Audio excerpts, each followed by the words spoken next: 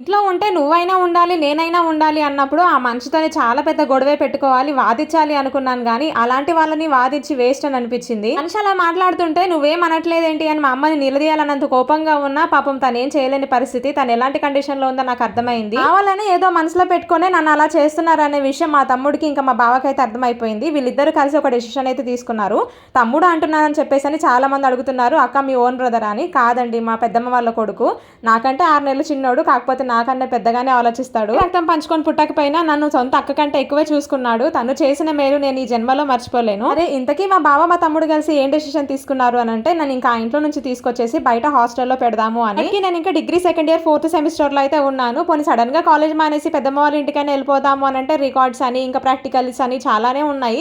ఇలాంటి టైంలో ఇంకా కాలేజ్ డుమ్మా కొడితే చదవంతా వేస్ట్ అయిపోతుందని చెప్పేసి ఇంకా నన్ను హాస్టల్లో అయితే పెట్టాలనుకున్నారు. మా క్లాస్లోనే కొందరు ఫ్రెండ్స్ అయితే హాస్టల్లో ఉండేవాళ్ళు అనమాట. వాళ్ళతో పాటు ఇంకా నన్ను హాస్టల్లో జాయిన్ చేశారు. నెక్స్ట్ ఏం జరిగింది కంటిన్యూషన్ నెక్స్ట్ వీడియో. ఈ మామిడికాయ చికెన్ రెసిపీ అయితే అదిరిపోయిందబ్బా. మీరు ఒకసారి ట్రై చేసి చూడండి. Must try recipe.